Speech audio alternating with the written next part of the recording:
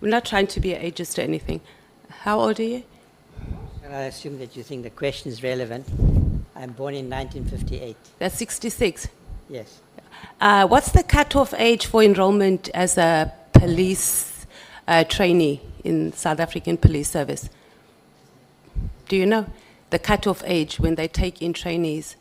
As a trainee, you mean the young recruits? I'm not sure what the age is. Yeah, it's 35 years old. And what is the age of retirement for a SAPS member? 60? 60 and then 65 by approval. You indicated that there were statements made by the former Minister Bheki Cele which you did not wish to associate with, if I heard correctly. What specifically are those statements? Yes, I think this is an important matter. I mean, I was quite surprised by that particular testimony. So I think there is a question that all of us in public office have to ask about the company we keep. And I think that applies when you're in office and when you've left office.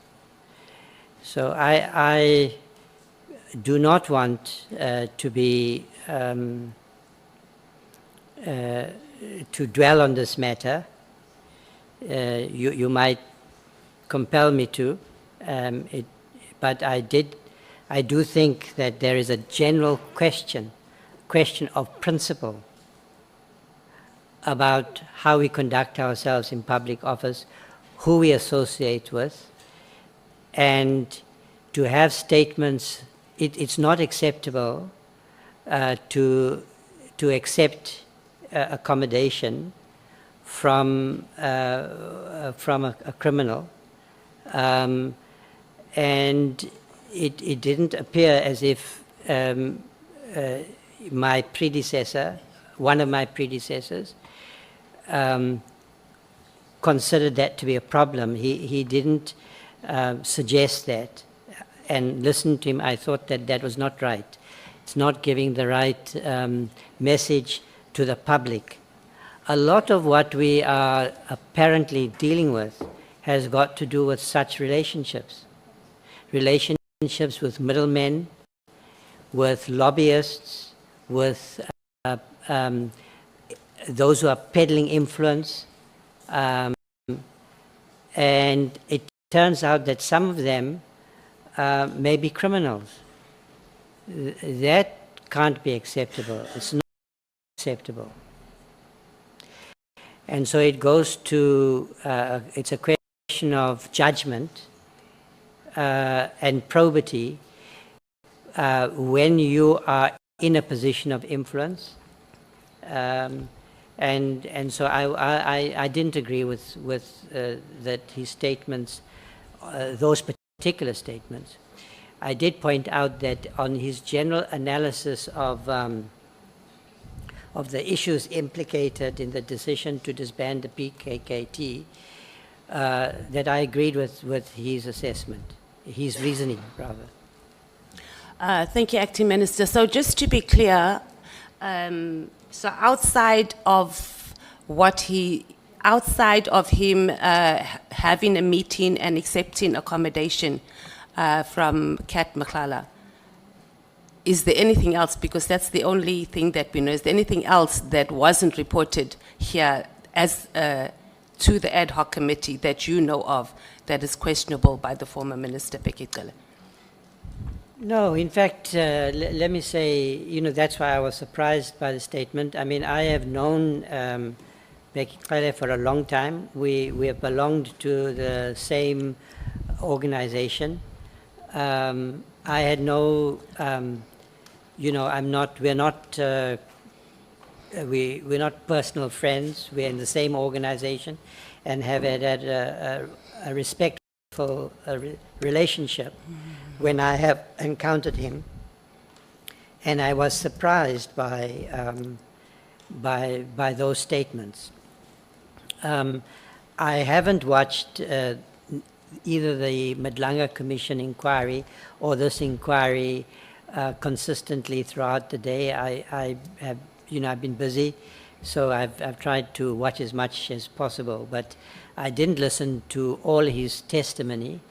I listened to parts of it, and that part jumped out at me.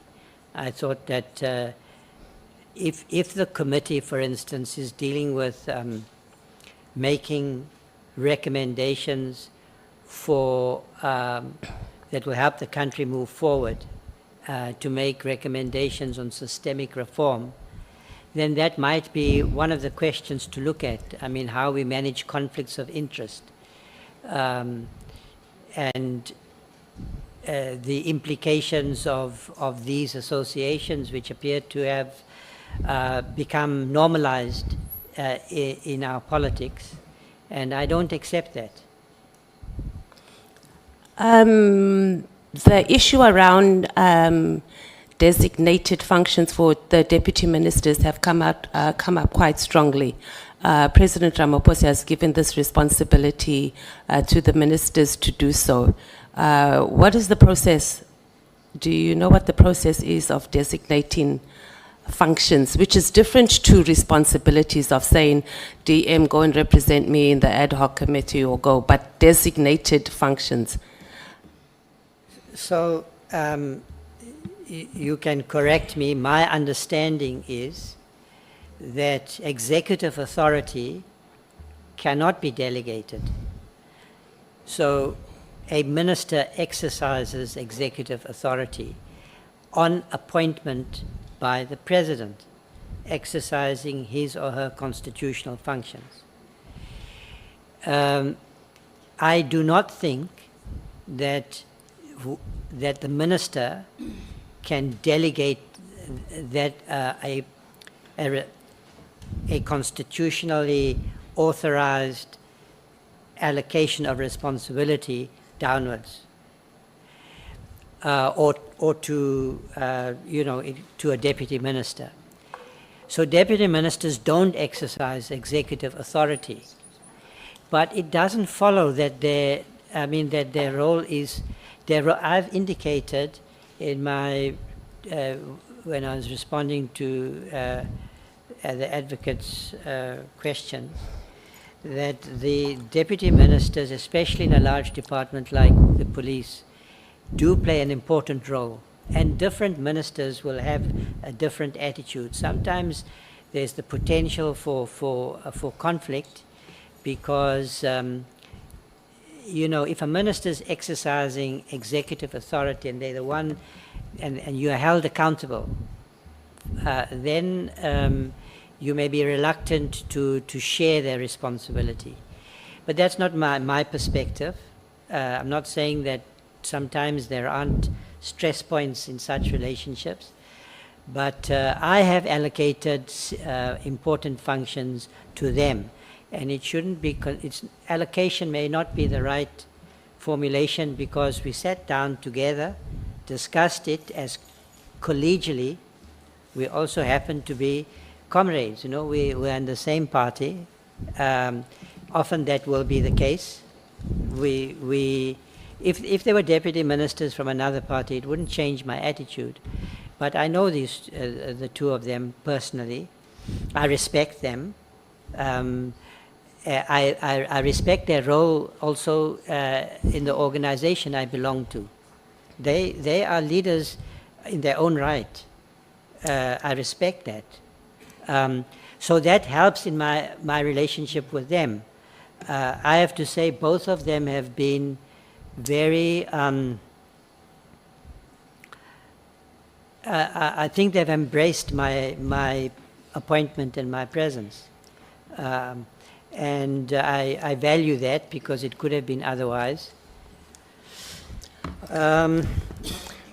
Thank you, Yeah. Acting Minister. I think you have sufficiently covered. You're going to use up all my time, I can just see, but lucky I don't have that many questions for you. Have you engaged the President about, because he came here to Parliament, and during his question and answers about deputy ministers, he indicated that ministers must designate functions that the deputy ministers are going to be responsible for here in Parliament and must answer to it. That's what he told us. So Have you engaged him about that? Because sitting down and having an informal meeting or having a meeting with your deputy ministers and saying, okay, these are your responsibilities, seems to be a very different vibe from what we were told as members of parliament, what is expected from the deputy or from the ministers. But I think we'll let that